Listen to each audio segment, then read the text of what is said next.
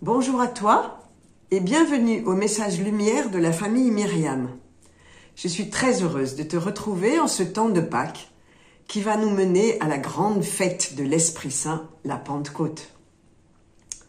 Aujourd'hui, l'Église nous donne à entendre le récit que fait Saint Jean de la multiplication des pains et qui est légèrement différent du récit que font Marc, Luc et Matthieu, puisque chacun en parle. Ici, c'est Jésus qui a l'initiative. Il est sur la montagne avec ses disciples et levant les yeux, il voit une foule nombreuse venir à lui. C'est lui qui s'inquiète pour eux, en demandant à Philippe où il pourrait acheter du pain pour les nourrir. Alors que Jean précise bien, il savait bien, lui, ce qu'il allait faire. Mais il provoque un peu Philippe, et la réponse tout à fait désabusée ne tarde pas. Le salaire de 200 journées ne suffirait pas pour que chacun reçoive un peu de pain. Et c'est la même chose avec André, qui lui dit juste après « Il y a là un jeune garçon qui a 5 pains d'orge et 2 poissons. Mais qu'est-ce que cela pour tant de monde ?» Les disciples sont découragés d'avance par l'ampleur de la tâche et la pauvreté de leurs moyens. Mais Jésus continue à garder l'initiative. Il leur dit de les faire asseoir, sans rien leur expliquer. L'évangéliste précise d'une manière très réaliste « Il y avait beaucoup d'herbe à cet endroit ». Cela me fait penser au psaume 22, où il est dit « Le Seigneur est mon berger, je ne manque de rien. Sur des prés d'herbes fraîches, il me fait reposer. » C'est exactement ce que fait le Seigneur ici. Il les fait reposer sur des prés d'herbes fraîches. Et c'est lui-même qui distribue les pains à la foule, après avoir rendu grâce, ainsi que les poissons. Et chacun en a à profusion.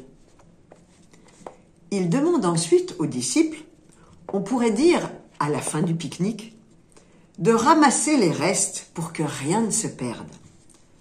Ceux-ci remplissent 12 paniers avec les restes des pains.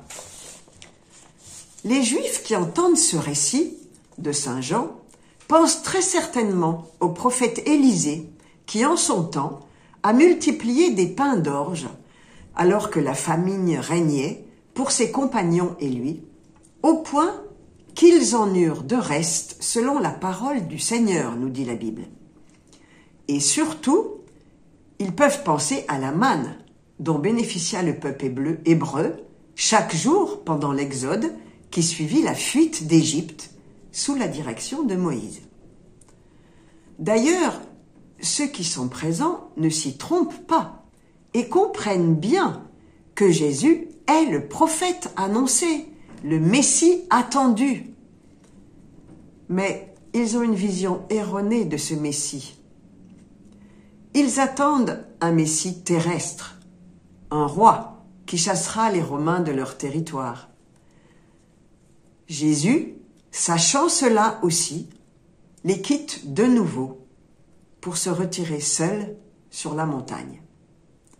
En fait, il ne les abandonne pas, il ne les fuit pas, mais plutôt, il leur montre le chemin. Il leur indique la seule voie possible. La montagne dans la Bible est le lieu où réside Dieu.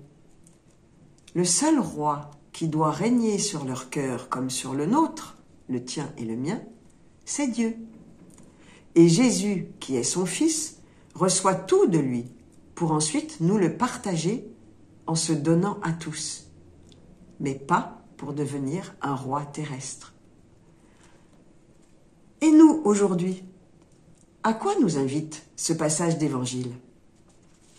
Peut-être que, comme moi, tu te reconnais bien dans le découragement des disciples, que ce soit parce que nous sommes affolés, toi et moi, par l'ampleur de la tâche à accomplir, ou alors parce que nos capacités sont très faibles et que nous ne savons pas les voir ou que nous les minimisons, ou encore parce que ce que Dieu nous demande paraît trop difficile, voire même impossible.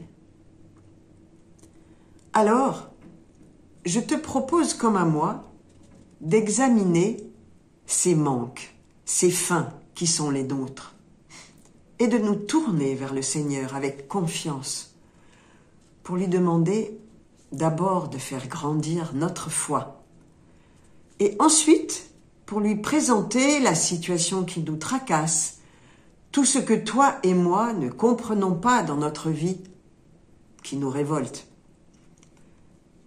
Et le Seigneur transformera notre tout petit oui d'amour en une vraie et grande capacité à aimer, qui fera fleurir ce que nous prenions de prime abord pour un désert. En ce mois de mai, qui est le mois de Marie, nous pouvons aussi nous appuyer sur Marie, cette toute petite jeune fille de Galilée qui n'a pas eu peur et qui a révolutionné le monde avec son oui. Très bonne journée à toi. Au revoir et à bientôt.